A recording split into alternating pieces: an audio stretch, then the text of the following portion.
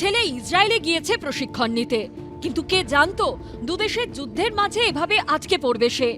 বীরভূমের মল্লারপুরের সিনহা পরিবারের দাবি, ভারতীয় নৌবাহিনীতে কর্মরত তাদের ছেলে অরিত্র সিনহা।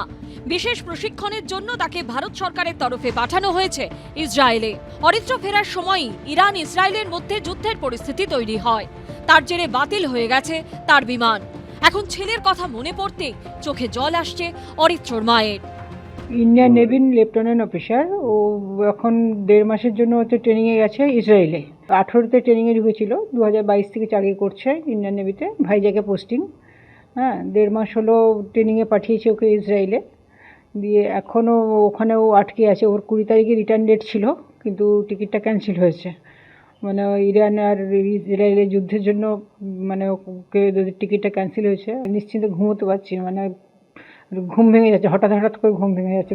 কবে ছেলেকে বুকে জড়িয়ে ধরতে পারবেন সেই অপেক্ষায় রয়েছেন অরিত্রর বাবা। আমরা যেমন বারবারই ওকে ফোন করি, রাত্রেও ফোন করি যে জেগে থাক অন্তত রাত্রে। ওদের সঙ্গে সেইভাবে যোগাযোগ করা যাচ্ছে না। 20 তারিখে ফ্লাইটে টিকিট ছিল, কিন্তু সেসব ক্যান্সেল হয়েছে। এখন পুরো তো আকাশ বন্ধ, সেই হিসেবে আসার কোনো ইয়ে নেই। আমরা একটু উৎকণ্ঠার মধ্যে আছি আর কি, যা তেল আভিভি শহরেই আছে। ছেলে সুস্থভাবে ফিরুক, এখন এটাই চাইছে অরিত্রর বাবা মা। ভাস্কর মুখোপাধ্যায়ের রিপোর্ট, এবিপি আনন্দ, বীরভূম।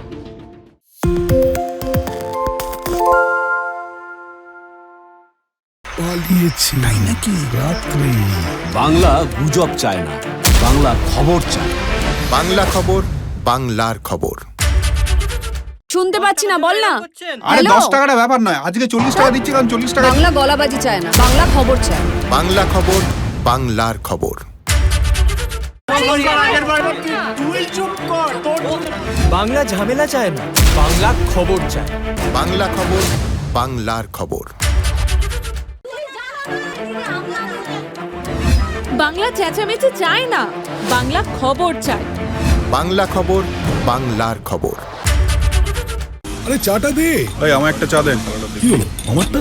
বাংলা পক্ষপাত চায় না, বাংলা খবর চায়। বাংলা খবর, বাংলার খবর। সত্য অন্তহীন, সত্যের খোঁজও তাই, সত্য সন্ধানে তাই আমরা অক্লান্ত, অকুতভয়। এবিপি আনন্দ নতুন ভাবনার প্রতীক, যা মনে মুক্ত, তথ্যে যুক্ত এবং যাবতীয় সীমানার বাঁধন থেকে মুক্ত। সীমা না শব্দটির মধ্যে লুকিয়ে আছে মানা শব্দটি, যেন চোখ রাঙানি এক অদৃশ্য বেড়াজাল, যা আটকে রাখে আমাদের এক ছোট্ট গণ্ডির মধ্যে। একমাত্র সঠিক খবরই গড়ে তুলবে এক মুক্ত সমাজ। সেই জগৎ গড়ার লক্ষ্যে কোনো সীমানার ঠুকুটি আমরা মানব না। এবিপি আনন্দ এগিয়ে থাকে, এগিয়ে রাখে।